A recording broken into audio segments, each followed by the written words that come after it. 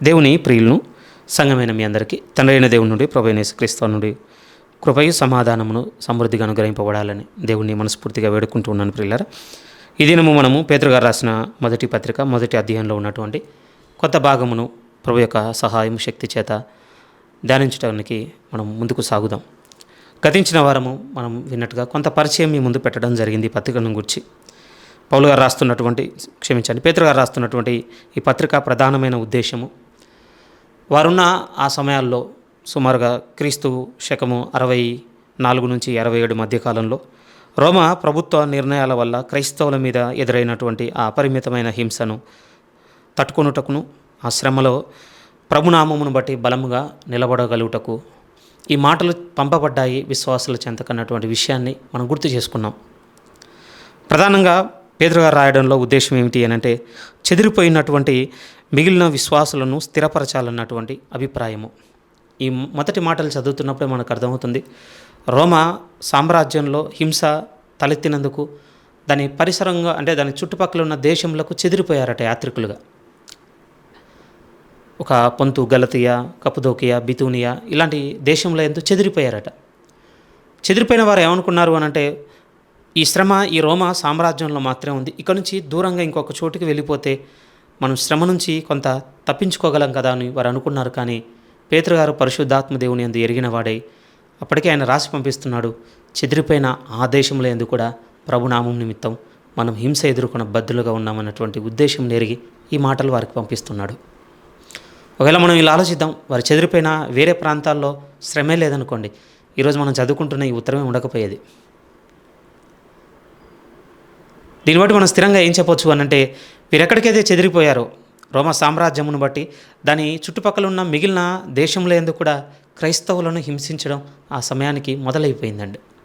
యేసుక్రీస్తు వారు చెప్పిన మాట కూడా ఈ సమయంలో మనం గుర్తు చేసుకోవచ్చు. ప్రభు వెళ్ళిపోతున్నప్పుడు చెప్పిన మాట, లోకంలో మీకు శ్రమ కలుగునని ప్రభు చెప్పి ఉన్నాడు. మనం యోహాను సువార్త 16వ అధ్యాయం 32వ వాక్యంలో చూస్తాం ఆ మాటని. అదే కనపడుతుంది. అందుకోసమే అదే ప్రభువు పేతురుతో కూడా ఒక మాట ఏమంటాడంటే, లూకాసు వార్త 22లో, ఇదిగో సాతాను మిమ్మల్ని జల్లించాలని ఆశించింది, నీ తరపున నేను దేవుణ్ణి వేడుకున్నాను, నువ్వు మళ్ళా అంటే అభ్యంతరపడిన తర్వాత మళ్ళీ అంటాడు పేతురు, నువ్వు స్థిరపడిన తర్వాత మిగిలిన సహోదరులను నువ్వు స్థిరపరచుమంటాడండి. పేతురు గారు ఆ భాగంలో ఇక్కడ కనపడుతున్నాడు. ప్రభు అన్నట్టుగానే గెత్సేమనే తోటలో అభ్యంతరపడ్డాడు, ప్రభువును విడిచి చాలా దూరం వెళ్ళిపోయాడు. కానీ తర్వాత పెంతెకోస్తు దినం తర్వాత ప్రభు చేత పట్టబడినాక తను ఎంత స్థిరంగా నిలబడ్డాడో, చెదిరిపోయిన మిగిలిన అనేకులను స్థిరపరుస్తున్నట్టుగా మనం సాక్ష్యాలు ఎరగటం లేదా అపొస్తలుల కార్యం నుంచి చదువుతున్నప్పుడు. ఈ పత్రిక ఇంకా బలమైన నిదర్శనంగా కూడా ఉన్నది. ఆయన స్థిరపడిన తర్వాత మిగిలిన సహోదరులను స్థిరపరచుటకు ఈ మాటలు రాస్తున్నాడు. అయితే ఇక్కడ ఒక హెచ్చరికతో కూడినటువంటి ఒక మాట మనం గుర్తు చేసుకోవాలి ప్రియమైన వాళ్ళారు. ఏంటి ఆ హెచ్చరిక మాట అంటే, ఈ పత్రిక శ్రమలో ఉన్నవానికి బాగా అర్థమయ్యే మాటలండి, మనకు కాదు. ఎందుకంటే ఇంకా మనము మన విశ్వాసము నిమిత్తము శ్రమ పెట్టబడుతున్న వారము కాము. ఎంతో కొంత మేరకు కొంత క్షేమంగా, సౌకర్యంగా, సుఖంగా, నెమ్మదిగానే ఉన్నవారమని చెప్పొచ్చు. ఇంకా మనం ఎదుర్కోలేదు. అలానే ఇలాంటి పరిస్థితులు ఎప్పటికీ ఉంటాయి. శ్రమను ఎదుర్కొనే పరిస్థితులు మనకు రావడానికి వీల్లేదు. ప్రభువు చేత మనము కొన్ని సంవత్సరములుగా అందుకొరకే ఎదురు చూస్తున్నాం కదా. ఆత్మీయంగాను, వాక్యపరంగాను, మానసికంగాను మనల్ని మనం చాలా సిద్ధం చేసుకుంటున్నాం. నేను నమ్మిన ఈ విశ్వాసమునందు తుదమట్టుకు కొనసాగినప్పుడు నిశ్చయంగా నాకు శ్రమ ఎదురవుతుందన్నటువంటి ఒక ప్రిపరేషన్కే మనం ఎదురు చూస్తున్నాం. సో ఆ ఆలోచనతో కొంత అర్థమైందన్న అభిప్రాయం తప్ప, వాస్తవానికి ఈ మాటలు ఎవరు చదువుకోవాలి అని అంటే, శ్రమలో ఉన్నవారు చదువుకోవాలండి. మెడిసిన్ ఉందనుకోండి, ఒక్కొక్క మెడిసిన్కి ఒక్కొక్క నేచర్ ఉంటుంది. అంటే పలానా జబ్బు పడ్డప్పుడు పలానాది వాడాలి. అలాంటి సిమ్టమ్స్ లేకపోతే అలాంటి పరిస్థితులు మనలో మొదలవ్వకముందే అది వేసుకున్నాం అనుకోండి, నిరుపయోగమే కదా. కొంత అలాంటిదే. ఇప్పుడు మనం చూస్తున్న పరిస్థితులు అలాంటివే. కానీ ఈరోజు వాళ్ళ జీవితంలోనికి వెళ్ళి చూద్దాం. ఎందుకంటే వారి యొక్క స్ఫూర్తి, వారి యొక్క ఓర్పు, వారి యొక్క సహనము మనల్ని ఎంతగానో పురికొల్పుతుందన్న ఆలోచనతో ఈ మాటలు చూస్తున్నాం మనం. ఇక మనం నేరుగా బిగిన్ చేయగలిగితే, పేతురు గారు రాస్తున్న ఈ పత్రికలో 5 అధ్యాయాల గుండా మనం ఏం చూడగలము అని అంటే, ఒక బలమైన క్రైస్తవునిగా ఉన్నవాడు తన ఇతరులతో కూడా సరైనటువంటి సంబంధాలు కలిగి ఉంటాడన్నటువంటి ఆలోచన ఇందులో పేతురు గారు పెడుతున్నట్టుగా మనం చూడగలమండి. ఏంటి దాని ఉద్దేశం అని అంటే, మీరు మొదటి అధ్యాయం చదివారనుకోండి, యేసుక్రీస్తుతో రక్షణ విషయంలో ఒక ఒక ప్రాపర్ క్రిస్టియన్గా లేకపోతే ఒక స్ట్రాంగ్ ఫెయిత్ఫుల్ క్రిస్టియన్గా ఎలా ఉండాలో ఒకటో అధ్యాయంలో తెలిసిపోద్దండి. రెండో అధ్యాయం మనం చదివామనుకోండి, ఒక స్ట్రాంగ్ క్రిస్టియన్గా చర్చ్తో మనం ఎలా ఉండాలో తెలిసిపోద్ది ప్రియమైన వాళ్ళారా.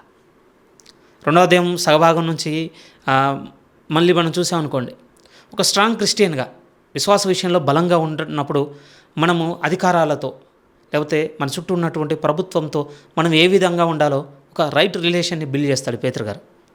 మూడో అధ్యాయంలోనికి వచ్చేసరికి ఒక విశ్వాస సంబంధమైనటువంటి క్రైస్తవునిగా ఫ్యామిలీ రిలేషన్స్ ఎలా ఉండాలి, వైఫ్ హస్బెండ్, అవి మనకు క్లియర్గా కనబడుతుంటాయండి.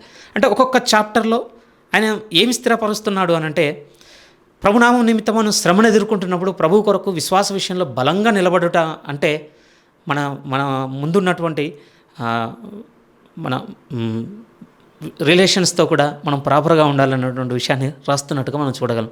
అవన్నీ మనం వర్స్ బై వర్స్ పోతుంటే నెమ్మదిగా యాడ్ అవుతుంటాయి.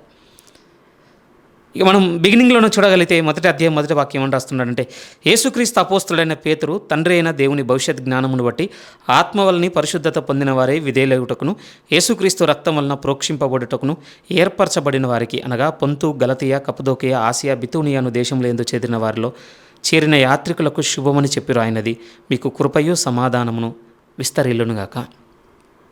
ఏమంటే ఈ మాటలు మనలాగా మంచి సేఫ్ సైడ్ ఉన్నప్పుడు చదువుకుంటున్న అయితే అసలు కాదండి.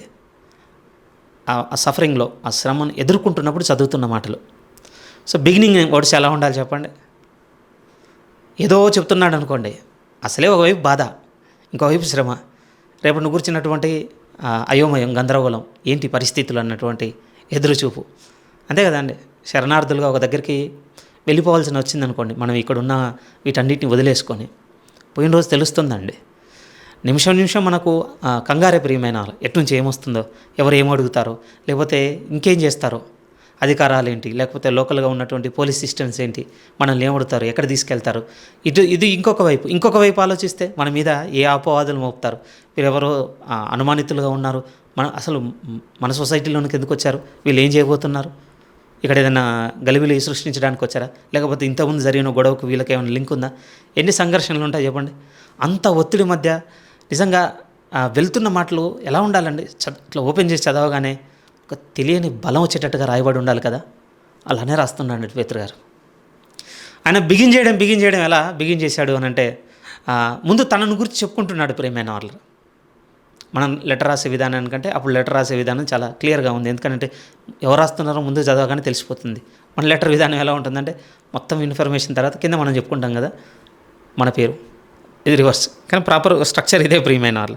పేతురు గారు అంటున్నారు, ఎందుకంటే మనం సువార్తల నుంచి అపోస్తల కార్యం వరకు చదివామనుకోండి, పేతురుకు చాలా పేర్లు కనపడతాయి ప్రియమైన వాళ్ళ. అసలు ఇక్కడ మనం చదివిన ఈ పేతురు అన్న పదము అది ఆయన యూద పేరు కాదండి, అంటే జూయిష్ నేమ్ అసలే కాదు. ఎందుకంటే మనం చదువుతున్నప్పుడు కొన్ని చోట్ల సీమోను కనపడుతుంది, లేకపోతే ఎలాంటి పేర్లు కనపడతాయి అని అంటే, ఇంకొక చోట సీమోను పేతురు కనపడుతుంది, ఇంకో దగ్గర సీమోను బరియోనా కనపడుతుంది, ఇంకో దగ్గర కేఫా అన్న పదం కనపడుతుంది. వీటన్నిటినీ పక్కకు పెట్టుకొని లిటరల్గా అంటే తన యూదా మతమైన పేర్లను వదిలేసుకొని ఏ పేరుతో తను పరిచయం చేసుకుంటున్నాడంటే, ఈ పేతురు అన్న పదము గ్రీకు భాష నుంచి తీసుకున్న పదం ప్రియమైన వాళ్ళు. ఒక విధంగా అన్య పదమైనటువంటి పేరుతో తను పరిచయం చేసుకుంటున్నాడు. ఎందుకు అయి ఉండొచ్చు ఒకసారి ఆలోచించండి. ఎందుకండి అయి ఉండొచ్చు, చెప్పుకోవచ్చు కదా. తన జాతికి సంబంధించినటువంటి ఎంతో కొంత అతిశయం ఉంటుంది, కానీ యూదులంటే ఏం చిన్నోళ్ళు కాదు. అలానే యూదా గోత్రాలంటే చిన్న అనుకుంటున్నారా? మనం ప్రకటన గ్రంథంలో చూస్తాం కదా, రేపు అక్కడ కూడా రాయబడ్డాయటండి ఆ పేర్లు. 12 గోత్రకర్తల పేర్లు అక్కడ కూడా ప్రస్తావన ఉంది అని అంటే మీరు ఆలోచించండి ఎంత ప్రయారిటీ ఉంటుందో. కానీ అలాంటిది ప్రభు చేత పట్టబడిన తర్వాత పేతురు గారు తనను ఇంట్రడ్యూస్ చేసుకుంటున్న విధానం ఎలా ఉంటుంది అని అంటే, ఒక విధంగా అన్యుని పేరుతో పిలువబడినటువంటి పేరుని పరిచయం చేసుకుంటున్నాడు. ఎందుకంటే ఆ పాత పేర్లలో పాత పేతురు ఉన్నాడు ప్రియమైన వాళ్ళారా. ఒక విధంగా పాత పేర్లలో అభ్యంతరపడిన వాడు ఉన్నాడు, ప్రభువును ఎరగనని చెప్పిన వాడు ఉన్నాడు, లేకపోతే శ్రమ వస్తుందనగానే పారిపోయిన వాడు ఉన్నాడు, అధికారం కొరకు ఆరాటపడిన వాడు ఉన్నాడు. ఇంకా కొంచెం స్థిరంగా చెప్పొచ్చు, ఏదైనా డిస్కషన్ ముందుకు వచ్చింది అని అంటే అందరిలో నాదే ఫస్ట్ వర్డ్ ఉండాలని ఆత్రపడిన పేతురు ఉన్నాడు. కానీ ఆ పాత పేర్లలో పాత ఆయన ఉన్నాడు, కానీ కంప్లీట్గా ఈ కొత్త దాంట్లో ఇక పాత ఆయన లేడు.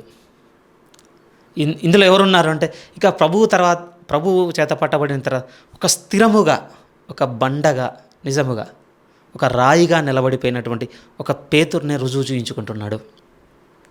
ఓదార్పు కోసం రాస్తున్నాడండి నిజంగా. రెండో వైపు వచ్చి మాట్లాడితే ఇంకొక మాట ఏమంటున్నాడు అంటే, అపోస్తులైన పేతురు, ఆయన డిసిగ్నేషన్ కూడా, లేకపోతే ఆయన టైటిల్ కూడా వదిలిపెట్టడం లేదండి. ఈ టైటిల్ కూడా ఎలాంటిది అని అంటే, ఒక విధంగా పంపబడినవన్న అర్థం వస్తుంది. ఇంకొక అర్థంలో వెతుకోగలిగితే మిషనరీ అన్నటువంటి అర్థం కూడా వస్తుంది. ఇంకొంచెం లోతుగా వెళ్ళి చూస్తే ఈ మధ్య కాలంలో ఇంకొక విషయం ఏం తెలిసింది అని అంటే, అది కూడా నన్ను బాగా హత్తుకున్నది.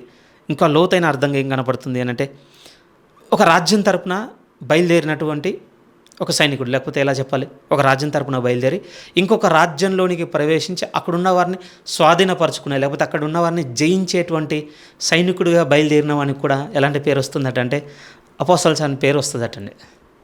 నిజమే కదా, యేసుక్రీస్తు సైనికుడిగా బయలుదేరి లోకంలో దుష్టుని రాజ్యంలో ఉన్నవారందరినీ ప్రభు వైపు పట్టుకొస్తున్న అతను ఈయన. అలానే చేశారు కదా అపోస్తులు. అది కూడా యాప్ట్గా ఉంటుందండి. కానీ పేతురు గారు ఏం పరిచయం చేసుకుంటున్నాడంటే, వారితో కమ్యూనికేట్ అవ్వడానికి తను ఒక విధంగా జూయిష్ క్రిస్టియన్ గానో, లేకపోతే యూద జాతిపరమైనటువంటి అప్రోచ్మెంట్ కంటే ఏం కనపడుతుంది అని అంటే, ప్రభు చేత పట్టబడిన తర్వాత వారు ప్రభు వారికి ఇచ్చినటువంటి ఆ టైటిల్ కావచ్చు, నేమ్ని కావచ్చు, అది అంటే అన్యుల్లో నుండి తీసుకున్న దాన్ని ఆపాదించుకుని దాన్ని బట్టే పిలిపించుకోవడానికి ఇష్టపడిన వారుగా కనపడుతున్నారు. సింపుల్గానే ఉంటుంది. కానీ దీంట్లో కంప్లీట్ ట్విస్ట్ ఏంటి అని అంటే, ఆయన గురించి పరిచయం చేసుకుంటున్నప్పుడు అటు సైడ్ ఉన్న వాళ్ళని రిసీవ్ చేసుకోవడానికి తనను అందులో ఉన్నవానికి కనపరుచుకున్నాడు. ఇప్పుడు ఎవరికైతే రాస్తున్నాడో వాళ్ళకు వాడిన టైటిల్స్ ఎలా ఉంటాయి అని అంటే, యూదులలో నుంచి వచ్చినటువంటి టైటిల్స్ వాడుతుంటాడండి వాళ్ళకి. అది స్ట్రేంజ్గా ఉంటుంది ప్రియమైన వాళ్ళారు. దేవుని చేత ఏర్పరచబడిన వారు ఒక విధంగా వాళ్ళకు రింగ్ అవుతూ ఉంటాయి ఆ పదాలు. పరిశుద్ధపరచబడిన వారు వాళ్ళకు రింగ్ అవుతుంటాయి లేవియాకాండం చదువుతున్నప్పుడు.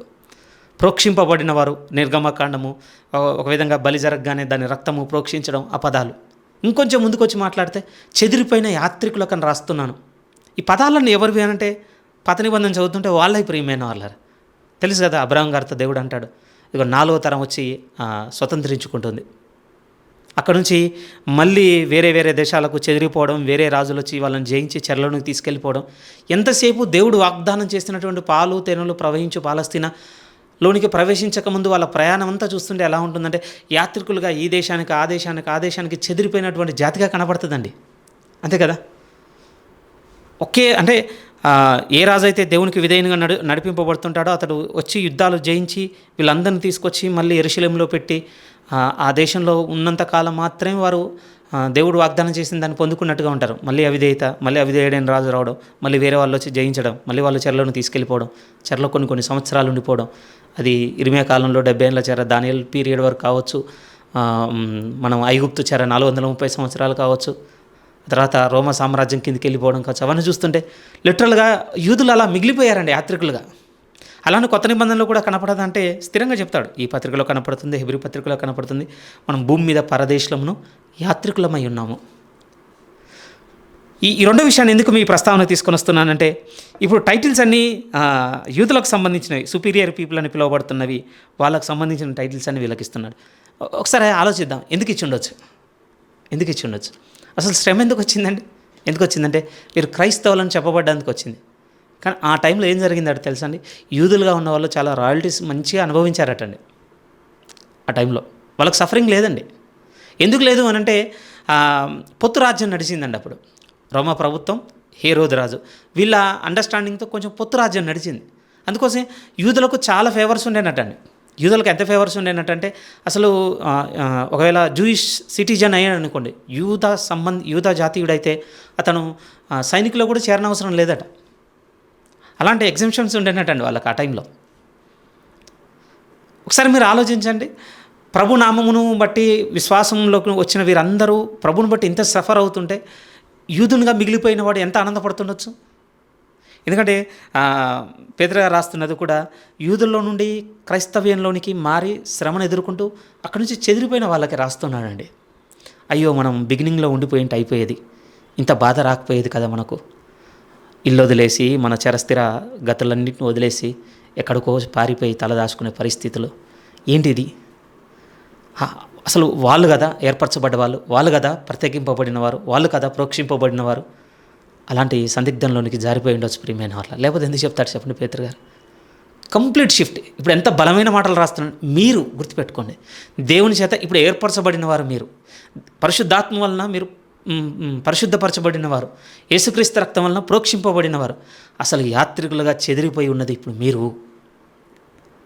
నిజంగా పదాలు చదువుతుంటే ఎంత బలము అనంటే, దేన్ని బట్టి దూరం ఈ స్థితిగతులు వచ్చాయని కృంగిపోతున్న మనుషులకు, అయ్యో ఇప్పుడు మేమా దేవునికి అసలు మమ్మును బట్టి ఆ దేవుడు ఇప్పుడు ఇదంతా చూస్తున్నది. అలాంటి మాటలు చాలా బలంగా కనపడతాయి. ప్రేమ అటెన్షన్ కూడా చాలా పే చేస్తామండి అలాంటి ఉన్నప్పుడు, ఏకాగ్రత నిలుపుతాం కదా. అందుకోసమే పేతురు గారు బిగినింగ్ వర్డ్స్ అవే రాస్తున్నాడు ప్రియమైన వాళ్ళారు. అలా ఇంత సింపుల్ కాదు, ఇంకొంచెం డీటెయిల్గా వెళ్ళడానికి ప్రయత్నం చేద్దాం, ఎందుకంటే చాలా ముఖ్యమైన మాటలు ఉన్నాయి ఇక్కడ. మళ్ళీ ఒకసారి చదువుతున్నాను, 2వ వాక్యం చూడండి. తండ్రి అయిన దేవుని భవిష్యత్తు జ్ఞానమును బట్టి ఆత్మ వలని పరిశుద్ధత పొందిన వారే విధేయులగుటకును యేసుక్రీస్తు రక్తం వలన ప్రోక్షింపబడుటకును ఏర్పరచబడిన వారికి, అనగా పొంతు, గలతీయ, కపదోకే, ఆసియా, బితునియ అను దేశములందు చెదిరిన వారిలో చేరిన యాత్రికులకు శుభమని చెప్పి రాయినది. ఇంకొక లోతైన పర్స్పెక్టివ్ ఏం తెచ్చుకుందాం అనుకుంటే, అంటే అసలు ఎందుకు వీళ్ళను చెదిరిపోయిన యాత్రికులుగా వీళ్ళని చూసుకోమంటున్నాడు? మీరు సమాజంలో ఎలా ఉన్నారు అని అంటే, ఒక విధంగా మీరు యాత్రికులు అంతే, ఇంకా పరదేశులు, ఏలియన్ పీపుల్స్ అంతే. మీరున్న సమాజంలో మీరు పొసకని వారు. మీరు పొసుకుదామని ప్రయత్నం చేసినా మీరున్న సమాజంలో ఉన్న మిగిలిన వారు మిమ్మల్ని రిసీవ్ చేసుకోరు. ఉదాహరణకి పరభాషవాడు మన మధ్యకు వచ్చాడు అనుకోండి, చాలా కష్టం తెలుసు అతనితో మనము వెంటనే సత్సంబంధాలు ఏర్పరచుకోవడం, ఒక రిలేషన్ పెట్టుకోవడం. ఎప్పుడు మనకు ఒక చూపు ఉంటుందండి, ఈజీగా ఏదైనా ఇవ్వాలన్నా, మన దగ్గర నుంచి ఏదైనా తీసుకోవాలన్నా, లేదు అతన్ని పిలవాలన్నా, అతను ఇక్కడ ఏదైనా ఇన్వెస్ట్ చేస్తున్నాడన్నా మనకు తెలుసు కదా. ఇప్పుడు ఒక కనుదృష్టి ఉంటుంది, అనుమానం కూడా ఉంటుంది. పోనీ వాళ్ళు ఏమైనా ప్రయత్నం చేసినా కూడా అంత తొందరగా మనం వాళ్ళని సొంతం అంటే ఓన్ చేసుకోలేమండి. ఎందుకంటే మన ఆలోచన ఎలా ఉంటుంది అంటే, మా భాష ఇది, మా సంస్కృతి ఇది, మా పద్ధతులు ఇవి, మా ఆచారాలు ఇవి, మా నడవడికి ఇది, మా ప్యాటర్న్ అంతా, మా సివిలైజేషన్ అంతా ఇలా ఉంటుంది, మా నాగరికత అంతా. వాళ్ళది వేరు. ఎగ్జాక్ట్లీ పేతురు గారు కూడా అదే చెప్తున్నారండి. ప్రభులోనికి వచ్చిన తర్వాత మన నాగరికత మారిపోయింది అంతే. ఒకవేళ మనం ప్రభువులో ఉన్నటువంటి, ప్రభు అనుగ్రహించినటువంటి జీవన విధానంతో మనం బ్రతుకుతున్నప్పుడు ఈ సమాజంలో ఉన్న వారందరూ ఎలా చూస్తారంటే, వీడైతే తేడాగా ఉన్నాడేంటి, మనలా లేడేంటి, మనలా మాట్లాడటం లేదు, మనలా ఆలోచించడం లేదు, మనలాంటివి చేయటం లేదు, మనలాగా ఉన్నాయి కదా మన కళ్ళ ముందు వచ్చేటువంటి. అందుకోసమే ఇదే పత్రికలో కొంచెం ముందుకెళ్తే ఎంత స్థిరంగా రాస్తాడో ఒకసారి ఆ మాట గుర్తు చేసుకుందామండి.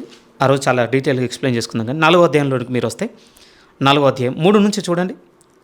3 ఏమంటారు? మనము పోకిరి చేష్టలు, దురాశలు, మద్యపానము, అల్లరితో కూడిన ఆటపాటలు, త్రాగుబోతుల విందులు, చేయదగని విగ్రహ పూజలు మొదలైన వాటి అంది నడుచుకొనుచు అన్యజనుల ఇష్టము నెరవేర్చుచుండుటకు గతించిన కాలమే చాలును. అపరిమితమైన ఆ వ్యాపారమునందు తమతో కూడా మీరు పరుగెత్తకపోయినందుకు వారు ఆశ్చర్యపడుచు మిమ్మల్ని దూషించుచున్నారు. చూసారా? ఎందుకు? ఈ కారణమును బట్టి మన యాత్రికులు అంతే ఈ సమాజంలో. ఎందుకంటే వాళ్ళు సాగుతున్నటువంటి వాళ్ళ కల్చర్లో మనం లేము. ఒకవేళ ఉన్నట్టయితే మనం క్రైస్తవులం కాదు. ఇక్కడ ఒక లిస్ట్ అంతా చెప్పాడు. ఈ లిస్టులో వాళ్ళు సాగుతున్నట్టుగా మనం సాగకపోయేసరికి ఆ అపరిమితమైన దుర్వ్యాపారం నందు వారితో కలిసి మనం పరిగెత్తడం లేదు కదా. అందుకే ఈ సమస్య మనకి. మీరు ఏదో అయిపోయింది అనుకోకండి, మనమే సరైన మార్గంలో ఉన్నాం, అందుకనే ఇవన్నీ ఎదురవుతున్నాయి. గుర్తుపెట్టుకోండి, చెదిరిపోయిన యాత్రికులుగా మీరు ఎందుకు మిగిలిపోయారు అని అంటే ఇదే కారణము. అలానే ఇప్పుడు బిగినింగ్ ఎలా ఉంది అని అంటే, ఇలాంటి పరిస్థితి వస్తుందని దేవునికి తెలియదు అనుకుంటున్నారా? బిగినింగ్ వర్డ్ ఎలా ఉందో తెలుసా అండి? దేవుడు తన భవిష్యత్తు జ్ఞానమును బట్టి ఇక్కడి వరకు ముందే చూశాడు మన జీవితాలను. ఇక్కడ ఎప్పుడు మనకు చాలా ఆదరణ దొరుకుతుంది అని అంటే, కొంచెం గందరగోళంతోనూ అయోమయంతోనూ ఏం జరుగుతుందో తెలియకుండా మన జీవితంలో పరిస్థితులు చోటు చేసుకుంటున్నాయనుకోండి, మన రెస్పాన్స్ ఒకలా ఉంటుంది ప్రియమైన వాళ్ళారా. కానీ ఒక పర్పస్, ఒక ఉద్దేశ ప్రకారం, ఒక ఏర్పాటు ప్రకారం, ఒకరి ఆలోచన మేరకు జరుగుతుందన్నటువంటి ఒక నిర్దిష్టమైనటువంటి అవగాహన మనకు ఏర్పడింది అనుకోండి, వాటి పట్ల మన రెస్పాన్స్ ఇంకోలా ఉంటుందండి. ఆల్ ఆఫ్ సడన్ వచ్చింది నిజంగా, ఈ శ్రమ ఎందుకు ఎదురైందో తెలియదు. ఎందుకంటే మీరే చూడండి, మనమే ఏదైనా తలపెట్టి మనమే ఉద్దేశపూర్వకంగా ఒక తప్పు చేసాం, దాని తరపున మనకు శ్రమ వచ్చింది అని అంటే సంభవం ఎక్కడో ఒక దగ్గర మనం ట్రిగర్ అవుతుందండి. ట్రిగర్ అయ్యి మనం అనుకుంటాం అది జరగడం వల్ల, అది చేయడం వల్లనే ఇది వచ్చింది అని. అసలు అది చేసిన రోజు నుంచే ఏదో ఒక ఏరియాలో ఒక కార్నర్లో ఉంటుందండి మనకి. ఏదో రోజు వచ్చేది మన మీద పడుతుంది, ఈ రోజు ఏదో తప్పించుకొని ఉండొచ్చు కానీ ఇంకో రోజు ఫేస్ చేస్తానన్నట్టు ఒకటి ఉంటుంది. అలా కాకుండా అండి అప్పుడప్పుడు మనం అంటాం కదా, దారిన పోయింది మనకు తగిలింది అన్నట్టుగా. అసలు మన ప్రమేయమే లేక, అసలు ఎందుకు జరుగుతుందో మనకు తెలియక మొత్తం వచ్చి మన మీద పడ్డది అనుకోండి, మనం తేరుకోలేమండి. అసలు ఎందుకు జరిగిందో తెలిస్తే కదా తేరుకోవడానికి సోర్స్ దొరికేది. వీళ్ళ పరిస్థితి కూడా అలానే ఉండండి. అసలు ఎందుకు లేచింది ఈ శ్రమ? ఇలాంటి శ్రమ కూడా కాదు. ఒక్కసారి మీరు ఆలోచించండి ప్రియమైన వాళ్ళారా. మనమంటే విడవక బోధ తర్వాత బోధ చెప్పి అంటే మనకు టీచింగే ఉంది, వాళ్ళకు విజువల్గా ప్రాక్టికల్స్ ఉన్నాయండి. అప్పటికి యేసుక్రీస్తుని బట్టి శ్రమ అనేది. ఎందుకంటే అసలు ఈ రిలీజియన్ లీడరే మనం యేసుక్రీస్తే ఏ విధంగా చంపబడ్డాడో రోమాల్లో టాక్ లేదా? ప్రభు శిలువ దగ్గర నుంచి మర్చిపోనేమన్నా చిన్న సంఘటన ప్రియమైన వాళ్ళారా. వాళ్ళకు ప్రాక్టికల్సే ఉన్నాయి ఆ టైం పీరియడ్కి. పోనీ అపోస్తల కార్యంలో చదువుతుంటే మనం ఏమన్నా చాలా క్షేమంగా చదువుకున్నాం సంఘం గురించి? చాప్టర్ తర్వాత చాప్టర్ అండి. అసలు శ్రమను ఎరేజ్ చేస్తే అపోస్తల కార్యం పుస్తకమే లేదు ప్రియమైన వాళ్ళారా. ఏమంటే అలాంటి వాళ్ళు శ్రమ ఏం కొత్తది కాదండి వాళ్ళకి.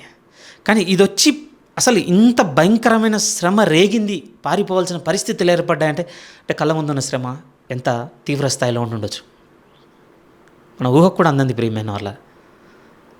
జస్ట్ ఇమాజిన్, ఇదంతా దేవుని భవిష్యత్తు జ్ఞానమును బట్టే మన జీవితంలో జరుగుతుందన్న మాట విన్నప్పుడు రెస్పాన్సే వేరండి.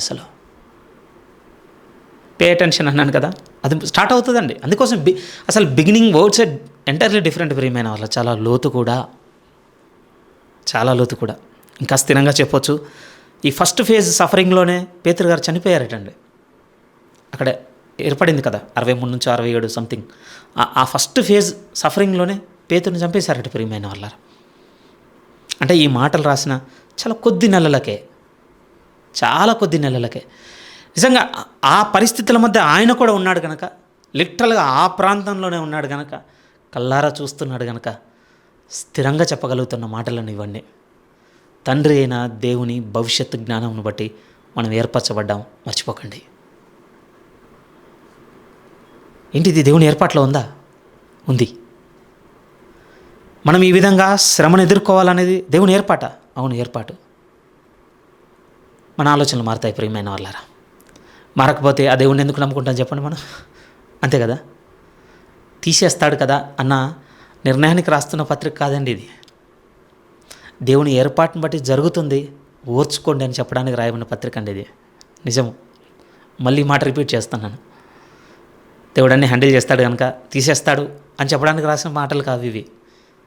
చెదిరిపోయి మీరు చెదిరిపోయారు కదా, ఇక్కడి నుంచి అక్కడికి పోయారు కనుక ఇంక అయిపోయింది, తప్పిందని మీరు అనుకోకండి. అక్కడ కూడా మొదలైంది, మీ దాకా వస్తుంది. ఒకటి గుర్తుపెట్టుకోండి, దేవుని భవిష్యత్తు జ్ఞానమును బట్టి ఏర్పాటైంది కనుక మీరు దాని కింద సఫర్ అవ్వండి. అందుకోసం రాయవన్న మాటలండి. సో ఇంకొంచెం డీటెయిల్గా చూద్దాం, ఎందుకంటే చాలా ముఖ్యమైన మాటలు ప్రియమైన వాళ్ళ. మళ్ళీ చదువుతున్నాను చూడండి, 2వ వాక్యం. దేవుని భవిష్యత్తు జ్ఞానమును బట్టి ఆత్మ వలన పరిశుద్ధత పొందిన వారే విధేయులగుటకును యేసుక్రీస్తు రక్తం వలన ప్రోక్షింపబడుటకు ఏర్పరచబడిన సో ఇక ఏమంటే ఇక్కడే పేతురు గారు కూడా దృఢపరుస్తున్నారు.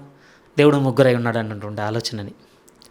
ఆ ముగ్గురు వేరు రెస్పాన్సిబిలిటీస్లో ఉన్నారన్నట్టుగా స్థిరంగా రాస్తున్నాడు ప్రియమైన వాళ్ళారా. ముగ్గురు మన నిమిత్తమే ఏకాభిప్రాయం కలిగి ఉన్నప్పటికీ పని విషయంగా వేరువేరుగా ఉన్నారు. తండ్రి అయిన దేవుని ఏర్పాటు ఇది. ముందుగానే నిర్ణయం చేశాడు మన జీవితాలను ఆయన. ఒక విధంగా ఈ శ్రమను ఎదుర్కోవడానికి ముందుగా ఏర్పాటు మాత్రమే కాదు, అసలు మీరు నేను యేసుక్రీస్తునందు విశ్వాసం ఉంచి రక్షణ జీవితంను చేపట్టడానికి కూడా రీజన్ దేవుని యొక్క ఏర్పాటు అంతే. మనం ముందుగా ఆయన నిర్ణయం చేసుకున్నాడు, ముందుగా ఎలక్ట్ చేసుకున్నాడు, ఎంపిక చేసుకున్నాడు. అక్కడ 100 మంది ఉన్నారంటే ఆ 100లో ఈ 10 మంది నాకు కావాలంటుంటాం కదా. అలా ఈరోజు మనల్ని ఆ రోజు ఈ చెదిరిపోయిన వీరందరూ ఈ పత్రిక చేతపట్టి చదువుకుంటున్న వారందరికీ తగిలిన మాటలు ఏంటంటే, ఓ నన్ను ఏర్పాటు చేసుకున్నాడా దేవుడు ముందుగానే. ఓ నీనా. ఎస్, మన అందరినీ ఆయన నామమునందు విశ్వాసం. ఇది చాలా కాంప్లికేటెడ్ థీమ్ అండి. మనం రోమిలకు రాసిన పత్రిక 8వ అధ్యాయం వస్తున్నప్పుడు కూడా పొడిగానే చెప్పాను. చాలా లోతైన అనుభవం ఉంటే తప్ప చెప్పలేంది అని. ఎందుకంటే ఇదే ఈ ఈ ఈ యొక్క థీమే చాలా వివాదాస్పదంగా కూడా ఏముంది అని అంటే, దేవుడు ఏర్పాటు చేసుకున్న వారు మాత్రమే ఈరోజు విశ్వాసంలో ఉన్నారు. సో మేమందరం విశ్వాసంలో లేవంటే దేవుని ఎలక్షన్లో, దేవుని ఏర్పాటులో మేము లేవు కదా. మమ్మల్ని దేవుని ప్రీడెస్టినేషన్లో ఆయన మమ్మల్ని పెట్టలేదు కనుక మేము లోక సంబంధంగా బతుకుతున్నాం, అన్యులుగా బతుకుతున్నాం అనే వాళ్ళు కూడా ఉన్నారు ప్రియమైన వాళ్ళ. ఇది ఎక్కడ హేతుబద్ధంగా వినపడుతుంది అని అంటే, నువ్వు ప్రభు నామమున ఎందుకు విశ్వాసం ఉంచటం లేదు అని అంటే, దేవుడు నేను ఏర్పరచుకున్నాను, నన్ను ఏర్పరచుకోవటం లేదు కనుక నేను విశ్వాసం ఉంచాను. చాలా నెగిటివ్ వైపు కూడా వినపడితే చాలా లోతుందండి. సరే, నేను విరోధించే వారికి ఆన్సర్ చెప్పడానికి అయితే లేను, ఎందుకంటే దానికి అనుభవం కావాలి, వయసు కావాలి. కానీ ఇప్పుడు మీతో చెబుతుంది ఏమిటి అంటే, నమ్మిన మీతో నాతో ఈ పత్రిక చదువుతున్న ఆ రోజు ఆ సమాజంతో పేతురు గారు చెప్పే మాట ఏమిటి అంటే, దేవుని భవిష్యత్తు జ్ఞానంలో మనల్ని ముందుగానే ఏర్పాటు చేసుకున్నాడు.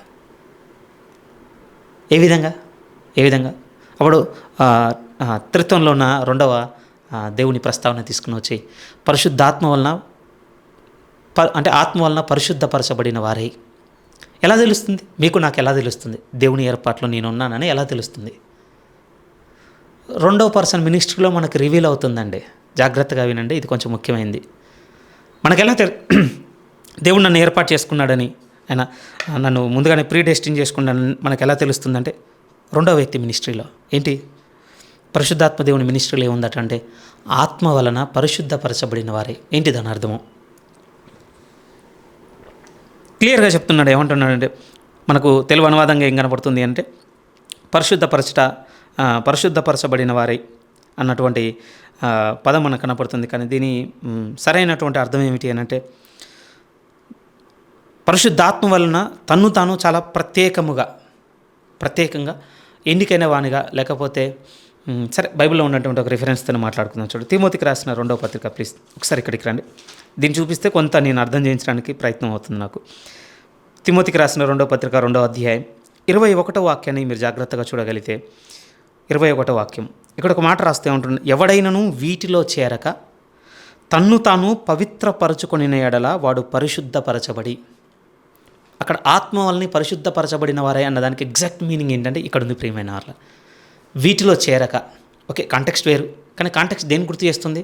పాప సంబంధమైన వాటిలో, లోక సంబంధమైన వాటిలో, శరీర సంబంధమైన వాటిలో, ప్రకృతి సంబంధమైన వాటిలో చేరక, ఎవడైతే తన్ను తాను ప్రత్యేకపరచుకొని, అదే అన్నాడు కదా, ఎవడైతే వీటిలో చేరక తన్ను తాను పవిత్రపరచుకొని ఎడల వాడు పరిశుద్ధపరచబడిన వాడుగా ఉంటాడు.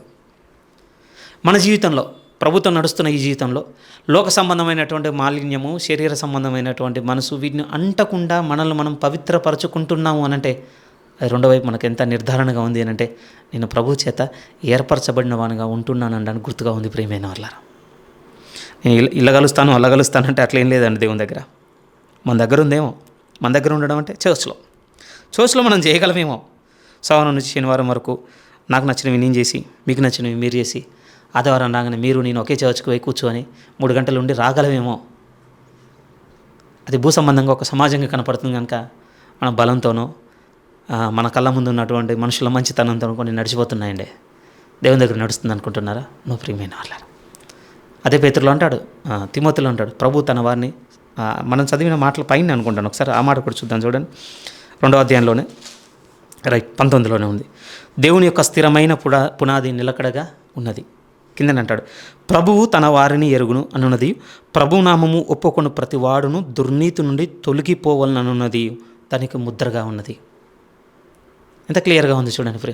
అంటే ఆత్మ వల్లని పరిశుద్ధపరచబడిన వారే అన్న దాంట్లో ఏం కనపడుతుంది అని అంటే, మీరు చెదిరిపోయారు కదా, వాళ్ళ గురించి ఒక మాట చెప్పుకున్న తర్వాత మన గురించి కూడా తీసుకుందాం. మీరు చెదిరిపోయారు కదా, మీరు అంటే మళ్ళీ పాత యూదా మతంలోనికి వెళ్ళిపోయో, లేకపోతే యేసుక్రీస్తును మేము తప్పుగా అంగీకరించాం మాకొద్దీనా అని మీరు మళ్ళీ వెనక్కి వెళ్ళి ఒక మామూలు పౌరునిగా బతకడానికి అలా వెళ్ళిపోకుండా మిమ్మల్ని మీరు ప్రత్యేకపరచుకొని, మిమ్మల్ని మీరు పవిత్రపరచుకొని, మిమ్మల్ని మీరు పరిశుద్ధంగా ఉంచుకున్నారు కదా. గుర్తుపెట్టుకోండి, ఇది ఆత్మ వల్ల జరిగింది మీ జీవితంలో. మీతో ఆయన ఉన్నాడు, విడిచిపెట్టాడు అనుకుంటున్నారా? లేదు. ఆ రోజు టాక్ కూడా లేచి ఉండొచ్చండి. ఈరోజు మనం కూడా ఒక గుంపులో మాట్లాడుతున్నట్టుగా వీళ్ళెంత అవిధేయులో ఇన్ని జరుగుతున్నాయి వీళ్ళ బతుకుల్లో, వీళ్ళెంత భక్తిహీనులో, వీళ్ళకు ఏమాత్రం కూడా లాభము లేకపోతే వృద్ధి లేకపోతే ప్రమోషను లేకపోతే ఉన్నాయి కదా, కలిసి రావడాలు, ఆస్తులు, ఇల్లులు ఏం లేవు. లేకపోతే వీళ్ళెంత పాపలో, ఎప్పుడు చూడు అనారోగ్యాలు, తీరని రోగాలు, తీరని అప్పులు, తీరని బాధలు ఉంటాయి కదండి, నిందలు. మేబీ వాళ్ళకు కూడా తీవ్ర స్థాయిలో ఎదురై ఉండొచ్చు అవి. కానీ కంప్లీట్గా పేతురు గారు మాట్లాడుతున్న మాటలు ఎలా ఉన్నాయంటే, మీరు గుర్తుపెట్టుకోండి, మీరు దేవుని చేత ఏర్పరచబడిన వారు. ఎలా? ఆయన భవిష్యత్తు జ్ఞానమును బట్టి. రెండో వైపు మీకు నిర్ధారణ అంటే, ఆత్మ వలన మీరు పరిశుద్ధపరచబడిన వారుగా ఉన్నారు. లేకపోతే ఇక్కడ ఎందుకు ఉంటారు చెప్పండి? చెదిరిపోయి ఇక్కడ దాకా ఎందుకు వస్తారు? మీరు కలిసిపోయేటోళ్ళు కదా పాతలలో. ఇప్పుడు మీరు నేను కూడా ఆలోచించండి ప్రియమైన వాళ్ళారా. ప్రభుత్వం నడుస్తున్న ఈ జీవితం మిమ్మల్ని నన్ను ప్రత్యేకింపబడిన వారుగానే ఉంచుతుందా? సెటప్ అని ఒక ఇంగ్లీష్ వర్డ్ వాడుతుంటారు. అంటే ప్రత్యేకపరచుకొని వాటిలో చేరకుండా నేను కడగా ఉంటానంతే, వీటిలోకి రాను. అలాంటి వ్యవహారం ఉందా? లేకపోతే టైం వచ్చినప్పుడు అటు జంప్ అయి, టైం వచ్చినప్పుడు ఇటు జంప్ అయి ఎలా ఉన్నాం మనం? దేవుని యొక్క స్థిరమైన పునాదిలో లేనట్టు వారం. అలా అయితే ప్రభునందు విశ్వాసం ఉంచుతున్నాను ప్రియమైన వాళ్ళారా. అలాంటి స్థితిలోనికి దేవుడు మనల్ని వదిలేయలేదని. ఒకవేళ అలాంటి జారిపోయేటువంటి అడుగులు జారే చోట ఉంటే స్థిరమైన అడుగుల వైపు మనం అడుగులు వేద్దాం, జారే చోటద్దు. మూడో మాట ఏమంటున్నాడు అంటే పేతురు గారు మళ్ళీ, ఆత్మ వలని పరిశుద్ధత పొందిన వారే విధేయులగుటకును. ఏది? తన్ను తాను ప్రత్యేకంగా ఉంచుకునే విషయానికి విధేయత చూపించండి. ఒబీడియన్స్ ఒక విధంగా చాలా నిలకడతో కూడిన విషయం ప్రియమైన వాళ్ళారా. ఈరోజు ఎస్ చెప్పి రేపు నో చెప్పేటట్టుగా ఉండదండి. స్థిరత్వం కావాలి దానికి. ప్రత్యేకంగా ఉన్నా అంటే ప్రత్యేకంగానే ఉందాం, కలవద్దు. రెండు ద్వంద్వ వైఖరి కూడా ఉండకూడదు. అది కూడా పాత నిబంధనలో మీరు ఏలియా బయలు ప్రవక్తలను చంపే సందర్భం మీరు తీసుకున్న ఫైనల్ కాల్ ఇస్తాడండి వాళ్ళకి. ఏ విధంగా అంటే, ఇంకెంతసేపు మీరు తడువులాడతారు, అయితే అటానే ఉండండి, లేకపోతే ఇటానే వచ్చేయండి. ఎందుకంటే యెజబెలు అప్పటికి చాలామందిని పట్టుకొని వచ్చింది. ఆమె ఒక 400 మందిని పట్టుకొని వచ్చింది. ఇశ్రాయేల్లో నుండి ప్రవక్తలుగా పిలువబడుతున్నటువంటి శిష్యుల సమూహంలో కొంతమంది అంటే వీళ్ళు పోయి ఇంకొక 400 యాడ్ అయిపోయారు. క్రౌడ్ పెరిగిందనమాట. డిసైడ్ అవ్వండి, అటుంటారా ఇటుంటారా. వారు అటే ఉన్నారండి, అయిపోయింది. యాకోబు పత్రిక కూడా చదివామనుకోండి, ద్విమనస్కుడుగా ఉండొద్దు అంటాడండి. క్లియర్గా రాస్తారు అక్కడ, మీరు ద్విమనస్కులుగా ఉండకండి, సముద్ర తరంగమును పోలి ఉంటారు. ఓ ఎత్తున లేస్తారు, సమయం రాగానే కాళ్ళ కిందికి వెళ్ళిపోతారు. మీరు అలా ఉండకండి, మీరు విధేయత కలిగి ఉండండి. చాలా స్థిరమైంది, అవసరమైంది ప్రియమైన వాళ్ళారా. ఇంకొక మాట స్థిరంగా చెప్పమంటే, విధేయత లేకుండా అండి తుదమటుకు ప్రభువులో మనం ఉండలేమండి, చాలా కష్టము. ఒక సేవకుడు చాలా చక్కగా చెప్పి ఉన్నాడు. ఎప్పుడైనా పరిపూర్ణ అవగాహన ఏర్పడిన తర్వాత ఖచ్చితంగా మీతో మాట్లాడతాను ప్రియమైన వాళ్ళ. ఈరోజు నాకు విశ్వాసం ఉందని మీరు నేను చెప్పుకుంటున్నాం కదా, అది దేని మీద నిలబడగలదట అంటే ఒబీడియన్స్ మీద నిలబడగలదటండి. అది చాలా అవసరం ప్రియమైన వాళ్ళారా. ఈ కింది భాగంలోకి వచ్చేసరికి కొంచెం లోతుగా వెళ్తాం, కానీ మన తర్వాత మూడో మాట ఏం చెప్తున్నాడంటే, యేసుక్రీస్తు రక్తం వలన ప్రోక్షింపబడుటకు ఏర్పరచబడిన వారు. ఈ మూడో మాటలో మనకి ఇంకొక యేసుక్రీస్తు వారి ప్రస్తావన కనపడుతుంది. ఆయన రక్తం వలన ప్రోక్షింపబడ్డాం అన్నటువంటి ప్రస్తావన తీసుకుని వస్తున్నాడు. ఏంటి దీని అర్థంలో పేతురు గారు ఏం చెప్పాలనుకుంటున్నాడు వాళ్ళకి? ఆత్మ వలన మిమ్మల్ని మీరు ప్రత్యేకంగా సాగుతున్నారు కదా వారిలో కలవకుండా, ఇది ఇటువైపు. మరి యేసుక్రీస్తు రక్తం వలన ప్రోక్షింపబడ్డారన్నటువంటి విషయాన్ని కూడా ఎందుకు గుర్తు చేస్తున్నారంటే, మీరు మర్చిపోకండి, ఒక నిబంధన కలిగిన జనాంగంగా బ్రతుకుటకు ప్రభు రక్తం వలన ఈరోజు మన అందరం ఏర్పాటయ్యాం. ఇది మనకు కొంచెం అర్థం కావాలంటే నిర్గమకాండంలో చిన్న కాంటెక్స్ట్ తెలియాలి ప్రియమైన వాళ్ళ. మనకు తెలుసు నిర్గమకాండం ఏంటి అనేది. ఐగుప్తులో నుంచి బయటకు వచ్చేసిన తర్వాత అందరు అరణ్యంలో నడుస్తూ కొంత దూరం వెళ్ళిపోయిన తర్వాత దేవుడు మోషే గారిని సినాయి పర్వతం మీదకి రమ్మంటాడు. వాళ్ళతో చెప్పు స్థిరంగా, నువ్వు నాతో అక్కడ ఉన్నంతసేపు నా మహిమ మేఘంలో నుండి ఆ సినాయి పర్వతం మీద దిగినప్పుడు ఎవ్వరు తాకొద్దు ఆ పర్వతాన్ని. పొలిమేరలలో కూడా ఎవరు ఉండొద్దు, సరిహద్దులలో. ముందే వాళ్ళని ప్రిపేర్ చేయి, 3 రోజుల ముందే చెప్పు, వాళ్ళను పవిత్రంగా కాపాడుకొని మనం. మరి పశువులు అవన్నీ దూరంగా ఉండాలి. ఆ తర్వాత అక్కడ నుంచి మోషే గారు దిగి వచ్చిన తర్వాత అప్పుడు ఏం చేస్తాడు అని అంటే, నిబంధన రక్తమునకు గుర్తుగా ఒక పశువును వధించి దాని రక్తమును ఇశ్రాయేలు మీద చిలకరిస్తాడు ప్రియమైన, లిటరల్గా ప్రోక్షిస్తాడు. సరే, మీకు డౌట్గా ఉండొచ్చు అది ఎక్కడ ఉండొచ్చు అని. ఒకసారి చూడండి, నిర్గమాకాండం 24వ అధ్యాయంలోనికి మీరు వస్తే, నిర్గమాకాండము 24వ అధ్యాయం 7వ వాక్యం నుంచి 6 చూడండి, లేకపోతే 5 నుంచి. ఇశ్రాయేలులో యవనస్తులను పంపగా వారు దహన బలులను అర్పించి యెహోవాకు సమాధాన బలులుగా కోడలను వధించిరి. అప్పుడు మోషే వాటి రక్తంలో సగము తీసుకొని పల్లెములలో పోసి ఆ రక్తంలో సగము బలిపీఠముల మీద ప్రోక్షించను. మిగిలిన సగం ఏం చేస్తున్నాడు? అతడు నిబంధన గ్రంథమును తీసుకొని ప్రజలకు వినిపింపగా వారు యెహోవా చెప్పినదంతయు చేయుచు విధేయులమై ఉందుమన్రి. అప్పుడు మోషే రక్తమును తీసుకొని ప్రజల మీద ప్రోక్షించి, ఇదిగో ఈ సంగతులన్నింటి విషయమై యెహోవా మీతో చేసిన నిబంధన రక్తము ఇదే అని చెప్పాను. అక్కడ ఏం జరిగింది చెప్పండి? అంటే ప్రజల మీద మోషే గారు ప్రోక్షించక ముందు జనులందరూ చెప్పింది ఏంటంటే, ఈ నిబంధనకు మేము విధేయత చూపిస్తాము. వెంటనే దానికి గుర్తుగా మోషే గారు ఆ పల్లెల్లో మిగిలిన ఆ రక్తమును ప్రజల మీద ప్రోక్షించేశాడు. ప్రియమైన వాళ్ళారా, ఇది మనకు మైండ్లో ఉంటే ఇప్పుడు అక్కడికి వెళ్ళి చూడగలిగితే ఇప్పుడు ఏమంటున్నా అంటే, ఇప్పుడు యేసుక్రీస్తు రక్తం వల్ల మీరు పాత నిబంధనలో ఉన్నటువంటి ఆ పశువుల రక్తం అంటే మీరు ధర్మశాస్త్రమునకు విధేయత చూపుతా అన్నటువంటి గుంపులో కాదు ఇప్పుడు ఉన్నది. ఇప్పుడు యేసుక్రీస్తు రక్తం వలన ప్రోక్షింపబడినవారంటే ఒక నూతన నిబంధన సంబంధమైనటువంటి విధులన్నిటికీ మేము విధేయత చూపుతామన్న ఒక ఏర్పాటు కిందికి వచ్చి ఉన్నారు.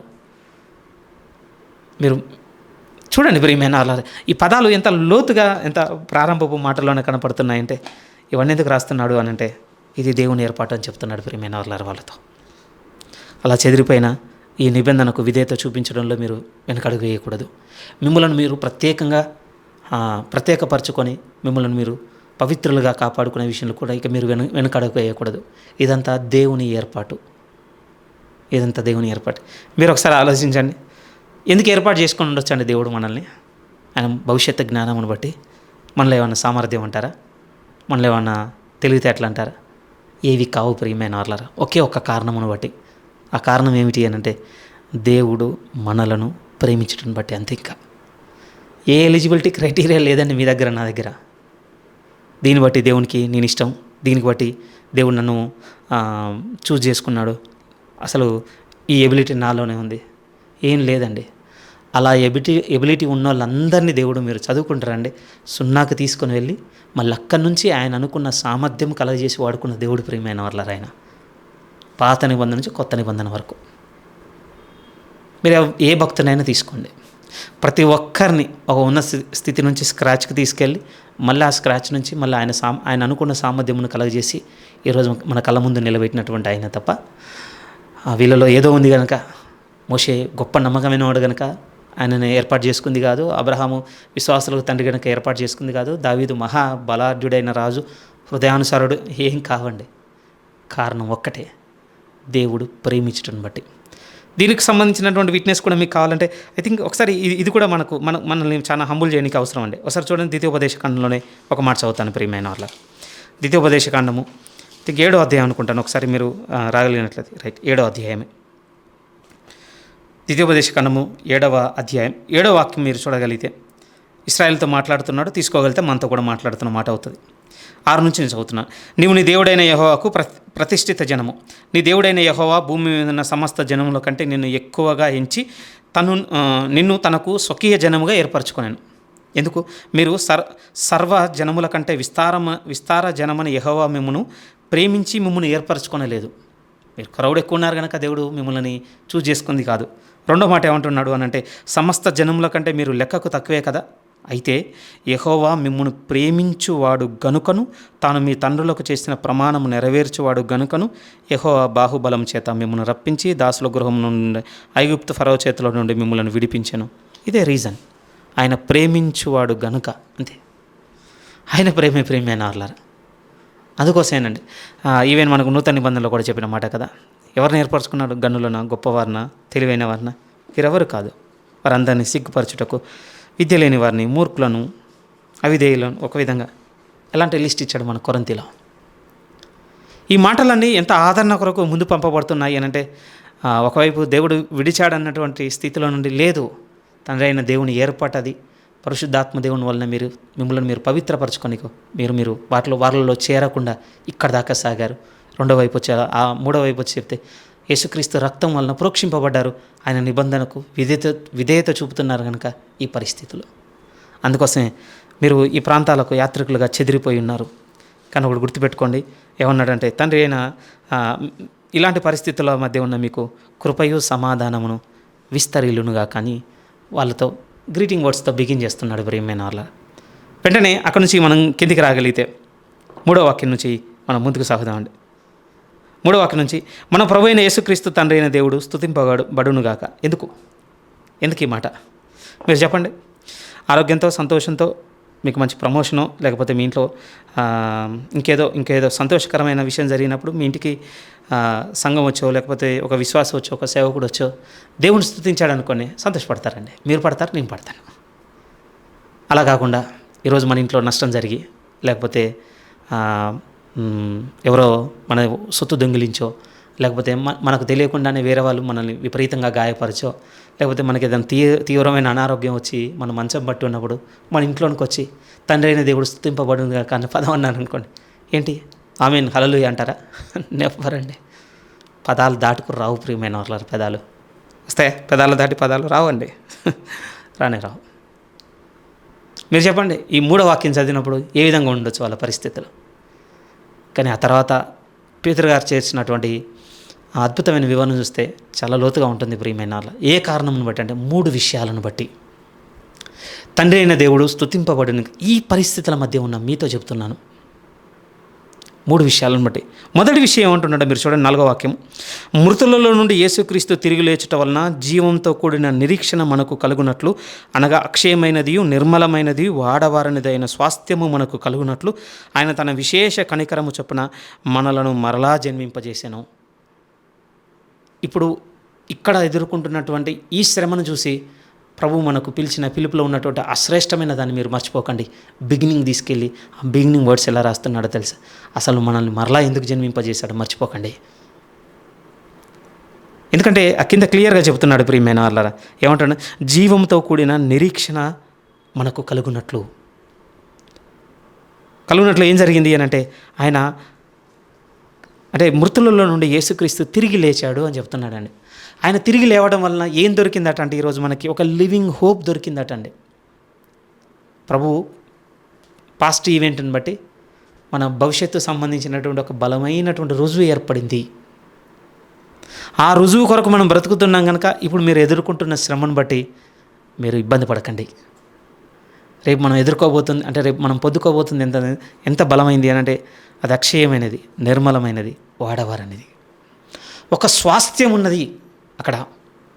ఉదాహరణకు భూ సంబంధంగా మన పూర్వీకులు ఉన్నారనుకోండి, ఎలా ఉంటుంది అని అంటే, వారి నుంచి వారు సంపాదించిన స్వాస్థ్యము, ఇన్హెరిటెన్స్ అంటాం కదా, అది మనకు ఎలా వస్తుందంటే వారు చచ్చిపోయిన తర్వాత మన పేరు మీదకి ట్రాన్స్ఫర్ అవుతుందండి. అంతే. ఇప్పుడు మనం ఉన్నాం అనుకోండి, మనం రేపన్న రోజున మనం చచ్చిపోయిన తర్వాత మనది ఇంకోరి మీదకి వెళ్ళిపోతుంది, మనది మనతోనే ఉండదు ప్రియమైన వాళ్ళ.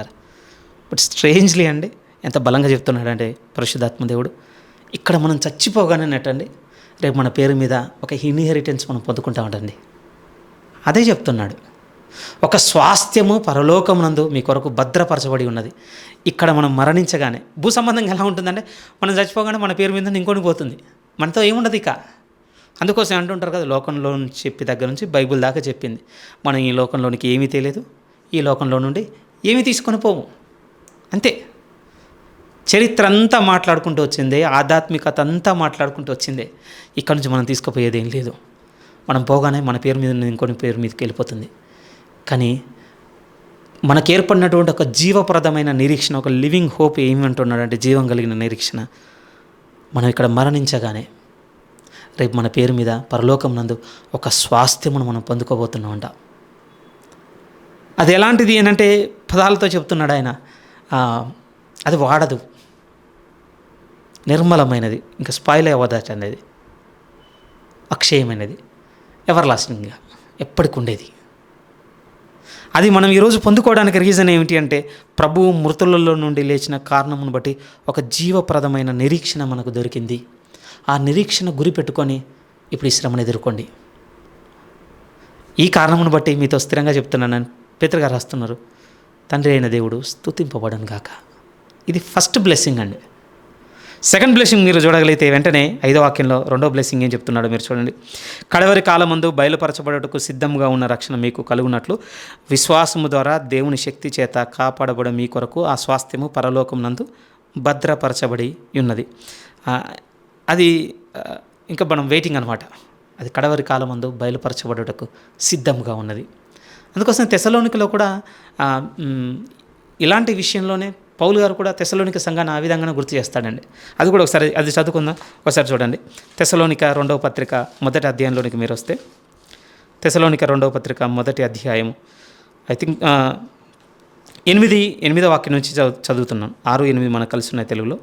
ప్రభు అయిన యేసుక్రీస్తు తన ప్రభావమును కనపరచు దూతలతో కూడా పరలోకం నుండి అగ్నిజ్వాలలో ప్రత్యక్షమై దేవుని ఎరగని వారికి మన ప్రభు అయిన యేసు స్వార్థకు లోబడిన వారికి ప్రతిదండన చేయునప్పుడు మిమ్మును శ్రమపరచు వారికి శ్రమ పొందుతున్న మీకు మాతో కూడా విశ్రాంతి అనుగ్రహించుట దేవునికి న్యాయమే.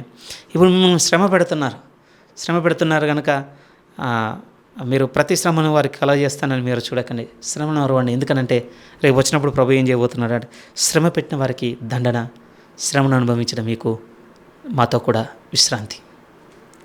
పేతురు గారు కూడా అదే రాస్తున్నాడు.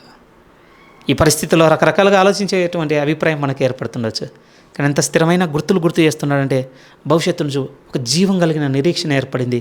ఆ నిరీక్షణ మనకు చూపించినటువంటి ఒక గొప్ప స్వాస్థ్యం ఏమిటంటే అది నిర్మలమైనది, వాడబారనిది, అక్షయమైనటువంటి స్వాస్థ్యం పరలోకం నందుంది. దాన్ని ఈరోజు మనం స్వతంత్రించుకున్నట్టు కూడా దేవుని శక్తి చేతను విశ్వాసం ద్వారా మనం కాపాడబడుతున్నాము. మిమ్మల్ని కాపాడట్లేదని మీరు అనుకుంటున్నారా? మీరు భౌతిక శ్రమను బట్టి ఇంత దూరం చెదిరిపోయి ఉండొచ్చు. కానీ ఎంత స్థిరంగా గుర్తు చేస్తున్నాడు, దేవుని శక్తి చేత, విశ్వాసం చేత ఆ స్వాస్థ్యమును మాత్రం కాపాడుతూనే ఉన్నాడు ఆయన. బహుశా ఇలా అనుకుందాం ప్రియమైన వారలారా, అలాంటి పరిస్థితులు ఎదుర్కొన్నప్పుడు ఇలా చెప్పగలిగేటువంటి స్థితి మనకు దొరుకుతుంది లేదు. ఈరోజు ఇక్కడ కష్టపడి సంపాదించి ఉండొచ్చు, ఒక స్థిరమైన ఇల్లు, ఒక మంచి ఉద్యోగము, ఒక సొసైటీలో ఒక గుర్తింపు, చాలా మనం పోగు చేసుకొని ఉండొచ్చు భౌతికంగా. ఈ భౌతికంగా మనం ఏర్పాటు చేసుకున్న స్వాస్థ్యములు ప్రభువు నామమును మనం ధరించుకున్నందుకు ఇవి రేపు షేక్ అయినప్పుడు వీటి విషయంలో దేవుడు మనం ప్రొటెక్ట్ చేయకపోవచ్చు. కానీ స్థిరంగా ఏం గుర్తు చేస్తున్నాడంటే పరలోక సంబంధమైన స్వాస్థ్యం మాత్రం కోల్పోకుండా అన్నట్టండి అటు విశ్వాసం ద్వారాను దేవుని శక్తి చేతను మనం కాపాడబడుతూనే ఉన్నాం. గుర్తుపెట్టుకోండి. అదే గుర్తు చేస్తున్నాడండి వాళ్ళతో.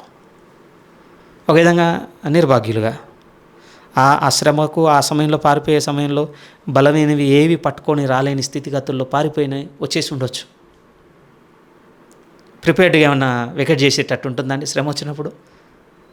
మన దగ్గర ఉన్న అసెట్స్ అన్నీ అమ్మి ఇంకో దానికి వాటిని ట్రాన్స్ఫర్ చేసుకొని వాటన్ని అక్కడక్కడ సెటిల్ చేసి అంత టైం దొరుకుతుందో చెప్పండి? వెళ్ళిపోవాలి ప్రియమైన వాళ్ళ. వెనక్కి తిరిగి చూసుకుంటే భౌతిక సంబంధమైన స్వాస్థ్యం చాలా కోల్పోయి ఉండొచ్చు. అది కోల్పోతున్నప్పుడు మనం చాలా ఆలోచించి ఉండొచ్చు, ఏమైంది, ఎందుకు దేవుడు ప్రొటెక్ట్ చేయలేదు, ఎందుకు దీని విషయంలో కాపాడలేదు. కానీ గుర్తుపెట్టుకోండి, మీరు క్షయమైపోయేది, వాడబారిపోయేది, ఇతరులు దోచుకోగలిగేటువంటి స్వాస్థ్యం వైపు ఇటుంటే ఇక్కడ ఇంకెంత స్థిరంగా చెప్తున్నా, పరలోకం నందు ఒక జీవం కలిగిన నిరీక్షణ ఏం గుర్తు చేస్తుందంటే అక్షయమైనది, నిర్మలమైనది, వాడబారని ఒక స్వాస్థ్యము దాన్ని పొద్దుకునేటట్టుగా దేవుడు నిరంతరం కాపాడుతూనే ఉన్నాడు. గుర్తేంటి? మీ విశ్వాసమే. ఆ విశ్వాసానికి తోడుగా ఉన్నటువంటి దేవుని శక్తి ఫస్ట్ బ్లెస్సింగ్ అండి. రెండో బ్లెస్సింగ్ మనం చూడగలిగితే ఇప్పుడు 6 చదువుదాం ప్రియమైన. ఇందువలన మీరు మిక్కిలి ఆనందించుచున్నారు కానీ అవసరమును బట్టి నానా విధములైన శోధనల చేత ప్రస్తుతమున కొంచెము కాలం మీకు దుఃఖము కలుగుచున్నది. నశించిపోవు సువర్ణము అగ్ని పరీక్ష వలన శుద్ధపరచబడును కదా, దానికంటే అమూల్యమైన మీ విశ్వాసము ఈ శోధనల చేత పరీక్షకు నిలిచినదే. యేసుక్రీస్తు ప్రత్యక్షమైనప్పుడు మీకు మెప్పును, మహిమయు, ఘనతయు కలుగుటకు కారణమగును. సెకండ్ బ్లెస్సింగ్ ఏంటి? సెకండ్ బ్లెస్సింగ్ పరీక్షకు నిలిచినటువంటి ఒక విశ్వాసమే రెండవ ఆశీర్వాదం. చాలా పెయిన్ఫుల్ అండి దీన్ని డైజెస్ట్ చేసుకోవడం కూడా, దీన్ని జీర్ణించుకోవడం చాలా కష్టం ప్రియమైన వాళ్ళ. శ్రమ అంటే మన విశ్వాసము అనేక శ్రమలకు గురి కావడం దేవుని యొక్క ఆశీర్వాదమా? కొంచెం కష్టమే, కానీ క్లియర్గా చెప్తున్నాడు పేతురు గారు, పరిశుద్ధాత్మ పూర్ణుడే. ఆయన ఏం చెప్తున్నాడంటే ఇప్పుడు తెలియదు, ఇప్పుడు తెలియకపోవచ్చు, కానీ క్లియర్గా అన్నాడు. కానీ ప్రభువు ప్రత్యక్షమైనప్పుడు ఒక భవిష్యత్తుతో నిండినటువంటి ఇప్పుడు ప్రస్తుతం మన విశ్వాసం ఇన్ని శ్రమల గుండా, ఇన్ని శోధనల గుండా, పరీక్షల గుండా పోతుంది అని అంటే గుర్తుపెట్టుకోండి, దీనికి సంబంధించింది రేపు మీరు చూస్తారు. ప్రభువు మృతుల్లో నుండి తిరిగి లేచడానికి ఒక పాస్ట్ మీద మన హోప్ బిల్డ్ అయిందండి. రేపు ప్రభు తిరిగి వచ్చినప్పుడు మెప్పు, మహిమ, ఘనత కలుగుటకు కారణమవుతుందన్న దాని మీద డిపెండ్ అయ్యి మన ఫెయిత్ ఉంది ప్రియమైన వాళ్ళారా. మీరు చూడండి, తుదకు నిలిచేవి 3. అది పేతురు గారి అంటే పౌలు గారి ఫేమస్ వర్డ్ మాత్రమే కాదు, పేతురు గారు కూడా అవే తీసుకొని వస్తున్నాడు. ఈ 9 వాక్యాలు అవి కనపడతాయి. అదే నిరీక్షణ, అదే విశ్వాసం, అదే ప్రేమ. ప్రభు తిరిగి లేచడం వలన ఒక జీవప్రదమైనటువంటి, ఒక జీవం కలిగినటువంటి నిరీక్షణ మనం ఈరోజు కలిగి ఉన్నాము. పాస్ట్ మీద డిపెండ్ అయ్యి మన ఎదురు చూపున్నది. రెండోది ఏమంటున్నాడంటే ఇప్పుడు మనం కలిగి ఉన్నటువంటి విశ్వాసము ఆ, ఆ, ఆ, ఎప్పుడు మెప్పులోనికి, ఎప్పుడు ఘనతలోనికి వస్తుంది అని అంటే రేపు మళ్ళీ ప్రభు తిరిగి వచ్చినప్పుడు. అయితే ఈ క్రమంలో దేవుడు ఏం చేస్తున్నాడంటే మరింత షైన్ చేస్తున్నాడు దాని మీది. ఉదాహరణకి ఆ, ఏదైనా ఆ, ఆ, ఏ విధంగా చెప్పాలి, ఏదైనా న్యాచురల్ కెలామిటీ ఏదైనా జరిగిందనుకోండి, లేకపోతే డిజాస్టర్, ఏదైనా పెద్ద ఉపద్రవం ఎదుర్కోబోతున్నాం, భయంకరమైన తుఫాను లేకపోతే సునామో, ఇంకేదైనా ఏదైనా తీసుకోండి, ఆ డిజాస్టర్. మీరు చెప్పండి, అప్పుడు మన మన మన రెస్పాన్స్ ఏ విధంగా ఉంటుంది? మన రెస్పాన్స్ మనకు ఏవి ఉపయోగపడేవి అవే క్యారీ చేయాలనుకుంటామండి. ఏవి గుర్తుకురావండి అప్పుడు, ఇక ఏవి కూడా గుర్తుకురావు, మనకు ఉపయోగపడేటివే. ప్రభు కూడా అదే అంటున్నాడు ప్రియమైన వాళ్ళారా. ఆయన ప్రత్యక్షమైనప్పుడు మీతో వచ్చి నిలబడేది ఏంటో తెలుసా? మీ విశ్వాసమే. బహుశా మనం ఎఫీసీ సంఘంలో ఉండిపోతే కూడా ప్రాబ్లమేనండి. ప్రకటన గ్రంథంలో ఉన్నటువంటి ఎఫీసీ సంఘం చాలా చేసింది ఆ చర్చ్. ఎన్ని కార్యాలు, ఎన్ని క్రియలు, ఎన్ని శ్రమలు. మీరు చెప్పండి, ప్రభు వచ్చి నిలబడి చూసే సమయానికి ప్రభు మెచ్చుకునేది వారిలో లేదు. ఒకసారి మనం కూడా ఆలోచిద్దాం ప్రియమే. ఈరోజు విశ్వాసంలో నడుస్తున్న ప్రయాణంలో క్రైస్తవునిగా ఉన్నందుకు ఇవి చేస్తున్నాను, అవి చేస్తున్నాను, సంఘం కోసం చేసేటివి ఇవి, లేకపోతే నా కుటుంబం కోసం చేసేటివి నేను ఇవి, లేకపోతే ప్రభువు రాకడ కోసం చేసేటివి ఇవి, చాలా చాలా ఉన్నాయి మన దగ్గర లిస్ట్. మీరు చెప్పండి ప్రియమైన అల్లరి, ఇవన్నీ మనం కలిగి ఉండి రేపు ప్రభువు మెప్పుకు ఘనతకు కారణమైనటువంటి విశ్వాసం మీ అందు నా యందు లేకపోతే ఏం ప్రయోజనం? కానీ రెండవ బ్లెస్సింగ్గా ఏం గుర్తు చేస్తున్నాడంటే, అసలు ఎందుకు ఎదురైంది మీకు ఇష్టం అంటే గుర్తుపెట్టుకోండి, మీ విశ్వాసమును మరింతగా మెరుగుదిద్దుతున్నాడు ప్రభువు. ఎందుకంటే ఆయన రేపు ప్రత్యక్షమైనప్పుడు అది మీతో ఉండాలనుకున్నాడు కనుక ఇప్పుడు మెరుగుదిద్దుతున్నాడు. ఎందుకు ఎదురైంది? ప్రభు నామమును, ప్రభు తరపున ఉంటే ఇవి ఎదురవద్దు కదా, ప్రభు వీటిలో నువ్వు బయటికి తీసుకొచ్చి ఉండాల్సింది కదా అంటే, లేదు, రేపు ఆయన ప్రత్యక్షమైనప్పుడు మీ దగ్గర అది ఉండాలనుకున్నాడు కనుక రేపు మనతో వచ్చేవి, తుదకు నిలిచేవి ఈ మూడే ప్రియమైన వాళ్ళారా. పూర్వకాలంలోనండి బంగారానికి మెరుగు ఏ విధంగా దిద్దేవారట అంటే, ఈరోజు మనం షాప్లో ఇచ్చినా వాడు ఏం చేస్తాడో మనకు తెలియదు, మనం చూపించాడు కూడా. కానీ ఏ విధంగా చేసేవారట అంటే, వారి ముఖం యొక్క ప్రతిబింబం ఆ బంగారంలో కనపడేంత స్వచ్ఛత వచ్చేంత వరకు కాల్స్తూనే ఉండేవాళ్ళట. వారి ముఖపు ప్రతిబింబం మీకు తెలియాలి అని అంటే, మీ దగ్గర ఏమైనా కొంచెం పెద్ద సైజులో ఏమైనా ఆర్నమెంట్ ఉంటే దాన్ని ముందు పెట్టుకొని చూసుకోండి. మీ ముఖం అందులో రిఫ్లెక్ట్ అంటే మీరు చూసుకోగలరా? కనపడదా అండి? చాలా కష్టం. 2 రీజన్స్. ముఖం చూసుకునేంత పెద్దది మన దగ్గర ఉండకపోవచ్చు, ఒకవేళ ఉన్నా కూడా అంత స్వచ్ఛత లేదండి ఈరోజు. కానీ అప్పుడు మెరుగుదిద్దే విధానం ఎలా ఉండేదట అంటే, అంత స్వచ్ఛత వచ్చేంత వరకు, ఎంత తరుగుపోయి అంటే లోపల ఎంత మలినం ఉందో అది పోయినా, దాని పరిమాణం ఎంత తగ్గినా ఎంతవరకు వెయిట్ చేసేవారట అంటే, వారి ముఖం యొక్క ప్రతిబింబం అందులో కనపడాలట. అలాంటి విషయం చెప్తున్నాడు. ఇంత ఇంటెన్సివ్ సఫరింగ్ ఎందుకండి? ఇంత తీవ్రమైన శ్రమణ ఎందుకు? ఇంత తీవ్రమైన శ్రమ అంటే విశ్వాసం అనే ప్రతిబింబం నాలో మీలో కనపడుటకు ప్రియమైన వాళ్ళారా. కొంచెం లోతు, ఎందుకంటే సఫరింగ్ లేనివాడు చెప్పడం కూడా అంత బాగోదులేండి. చాలా సఫర్ అవ్వాలి. నేను కూడా ఊరికే చెప్తే ఏం ప్రయోజనం అండి. అందుకని మీతో అన్నాను కదా, ఈ లెటర్ వాళ్ళు చదవాలండి. ప్రభు కొరకు శ్రమనందుతున్న వాళ్ళు చదువుకోవాల్సిన పత్రిక ఇది. మళ్ళీ చదువుతాను చూడండి, 6 నుంచి. ఇందువలన మీరు మిక్కిలి ఆనందించుచున్నారు. నిజమేనా? మనకు ఈ మాట వర్తిస్తుంది. వాళ్ళు ఆనందించగలుగుతున్నారటండి. ఊరికేందుకు చెప్తారు చెప్పండి పరిశుద్ధాత్మ దేవుడు? ఎంత చక్కగా రాస్తా. ఇందువలన మీరు మిక్కిలి ఆనందించుతున్నారు కానీ అవసరమును బట్టి నానా విధములైన శోధనల చేత ప్రస్తుతమున కొంచెం కాలం మీకు దుఃఖము కలుగుచున్నది. నశించిపోవు సువర్ణము అగ్ని పరీక్ష వలన శుద్ధిపరచబడుచున్నది కదా, దానికంటే అమూల్యమైన మీ విశ్వాసము ఈ శోధనల చేత పరీక్షకు నిలిచినదే. యేసుక్రీస్తు ప్రత్యక్షమైనప్పుడు మీకు మెప్పును, మహిమయు, ఘనతయు కలుగుటకు కారణమగును. నిజంగా మనల్ని మెచ్చుకునేంత విశ్వాసమే ఈరోజు మనం పొందుకుంటున్న. శ్రమకు దూరంగా ఉండి మన విశ్వాసమునకు మెరుగుదిద్దుకోలేం ప్రియమైన వాళ్ళారు. మనం బంగారమును అగ్నిలో వేయకుండా శుద్ధతను మీరు కోరుకోలేరు. బంగారంలో ఇంకా మురికి పెరిగిపోతూనే ఉంటుందండి. బహుశా అందుకోసమే మన జీవితంలోనికి ఇవి ఎదురయ్యేది. ఇదేమే కొంచెం బెరుకు భయం ఉంటుంది ప్రియమైన వాళ్ళారా. సఫర్ అవ్వాలంటే ఎవరు ఒప్పుకుంటారు? కానీ రేపటి రోజున ప్రభుత్వం నిలబడినప్పుడు ప్రియమైన వాళ్ళారా మెప్పు, మహిమ, ఘనత కలుగుతాయట. ఆ రోజు చాలా కొత్తలను చూస్తాం కావచ్చు మనం ప్రభుత్వం ఉంటే, అప్రిషియేట్ చేస్తున్నప్పుడు. ఈరోజు మనం అసలు చూడకపోవచ్చు. ఒకసారి ఇలా అనుకుందాం, మన చర్చ్లోనే మన దృష్టికి మనం ఎప్పుడు కూడా అప్రిషియేట్ చేయడానికి ఇష్టపడిన వాళ్ళు రేపు ప్రభు చేత చాలా పొగడతో పొందుకుంటుండొచ్చేమో. ఎందుకంటే మనం వారి జీవితంలో ఉండి చూస్తే కదా తెలిసేది, వారు ఎంతగా శ్రమనందుతున్నారు, ఎంతగా మెరుగుదిద్దబడుతున్నారు. మనకు మెరుగుదిద్దేటువంటి సంఘటన ఎదురవగానే మనకు ఎలా ఉంటుందో తెలుసా? నిందే, ఆరోపణే, ఏదో అయింది, ఏదో చేసిండు, ఏదో తప్పు. మన పర్స్పెక్టివ్ ఇది. కానీ ప్రభు పర్స్పెక్టివ్ ఏంటంటే నానా విధములైన శోధనలు ఎందుకు నీకు ఎదురవుతున్నాయండి, నేను నీ విశ్వాసమును మెరుగుదిద్దుతున్నాను. ఆనందించగలమా దీనికి? ఇది సెకండ్ బ్లెస్సింగ్ అండి. థర్డ్ బ్లెస్సింగ్ మనం చూడగలిగితే 8-9 చదువుదాం ప్రియమైన వాళ్ళ. మూడో విషయంలో ఏం రాస్తున్నాడంటే, ఒక విధంగా హోప్ అయిపోయింది, ఫెయిత్ అయిపోయింది, ఇక మిగిలింది ఏమైనా ఉందంటే లవేనండి. దీని గురించి ఎంత చక్కగా రాయబడిందో మీరు చూడండి. మీరు ఆయనను చూడకపోయినను ఆయనను ప్రేమించుచున్నారు. చాలా లోతైన మాట కదండి ఇది, చాలా లోతైన మాట. చూడకుండా కొన్ని మనం చేయలేమంటండి. దట్టు ఒక వ్యక్తిని అభిమానించడం, లేకపోతే ఇక్కడున్న పదం ఒకరిని మనం ప్రేమించడం అంట చూడకుండా చేయలేమట. నిజమటండి.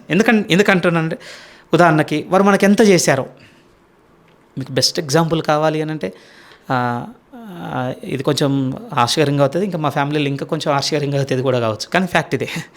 ఇప్పుడు మీరు 3-4 సిబ్లింగ్స్ ఉన్నారనుకోండి, నిజంగా తల్లిదండ్రులు పిల్లలకు చేసినవి దగ్గరుండి చూసిన వారు ఒకలా స్పందించగలరండి. అవి చూడకుండా దూరంగా ఉన్నవారు ఇంకోలా స్పందిస్తారు. ఎవరై ఉండొచ్చు అనంటే మీరు ఇంటికి వస్తే నేను మా వాళ్ళే కనపడతారు. నిజం ప్రియమైన వాళ్ళ. కొన్ని మనసు దాకా రానే రావండి. ఎందుకు రావంటే నేను చూడలేదు కదా, నేను చూడకుండా ఎట్లా ఆ ఎఫెక్షన్ పెంచుకోగలను, లేకపోతే ఆ రెస్పాన్స్ నేను ఏ విధంగా ఇవ్వగలను?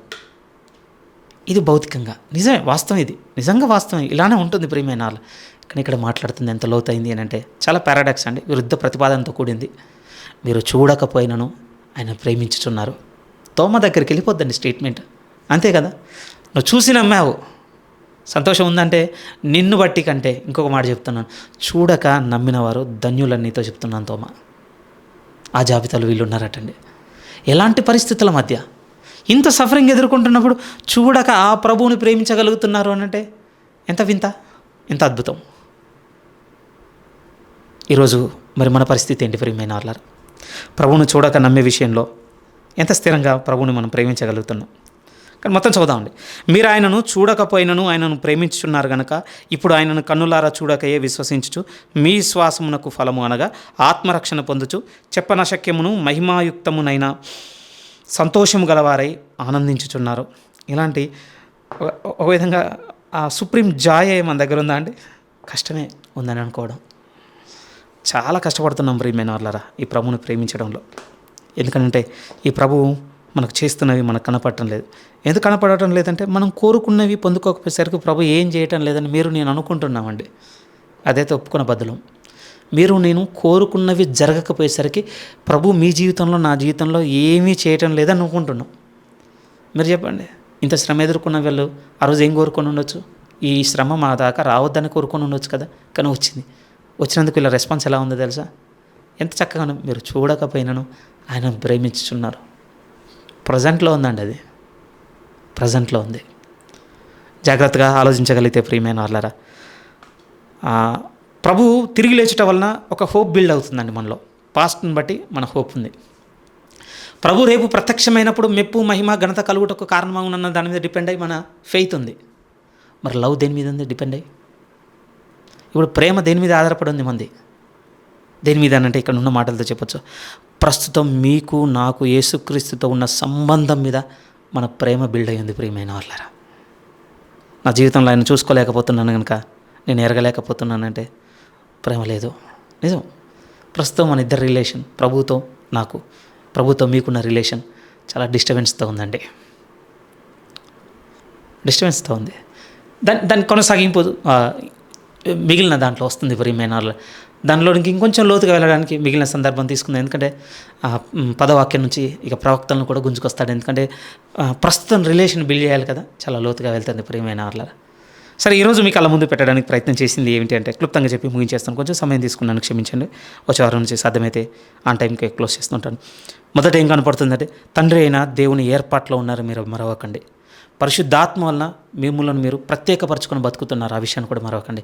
యేసుక్రీస్తు నిబంధనకు మీరు లోబడుటకు ప్రోక్షింపబడ్డారు. అంతేకాదు మిమ్మల్ని బట్టి తండ్రి అయిన దేవుణ్ణి నేను స్తుతిస్తున్నాను. ఎందుకంటే ఆయన మీకు నాకు అనుగ్రహించినటువంటి ఆశీర్వాదములు, ఆత్మ సంబంధమైన ఆశీర్వాదములను బట్టి ఒక జీవంతో కూడినటువంటి నిరీక్షణ ఏర్పడింది. అది వాడవారనిది, అక్షయమైనది, నిర్మలమైనటువంటి స్వాస్థ్యము పరలోకమందుంది. ఈరోజు ఇక్కడ మనం మరణించగానే రేపు మనం వెంటనే దాన్ని పొందుకుంటాము. మన పేరు మీద ఉన్నదాన్ని, అది పరలోకం నందు భద్రపరచబడి ఉన్నది. రెండో విషయాన్ని తీసుకుని వచ్చి రేపు ప్రభు ప్రత్యక్షమైనప్పుడు ఆ రాబోతున్న ఫ్యూచర్ మీద డిపెండ్ అయ్యి మీ ఫెయిత్ని చూసుకోండి. మెరుగుదిద్దుతున్నాడు ప్రభు. రేపు ఆయన వచ్చినప్పుడు మహిమయు, మెప్పుయు, ఘనతయు కారణము అంటే పొందుకొనుటకు కారణమయ్యేటువంటి విశ్వాసమును మన ఎందుకు నిర్మిస్తున్నాడు. అందుకోసం ఇవన్నీ ఎదురవుతున్నాయి. ప్రస్తుతం కొంచెం కాలం నానా విధములైన శోధనలతో దుఃఖపడుతున్నాము. ఇది చాలా వ్యాలిడ్, ఒక విధంగా దుఃఖం. ఇది చాలా విలువైన దుఃఖం కూడా గుర్తుపెట్టుకోండి. మూడోది ఏమన్నాడు అని అంటే, మీరు ప్రభును చూడకయే ప్రభును ప్రేమించుచున్నారు. చాలా ఆనందకరమైన విషయం. ప్రభుతో మీరు ప్రస్తుతం కలిగి ఉన్నటువంటి రిలేషన్ చాలా ఆనందదాయకంగా ఉందని రాస్తున్నాడు ప్రియమైన వాళ్ళారు. అది థర్డ్ బ్లెస్సింగ్గా మీ కళ్ళ ముందుకు నేను దాన్ని తీసుకొని వస్తున్నాను. దానికి సంబంధించినటువంటి ఇంకా లోతుకు ముందుకు నడుద్దామండి.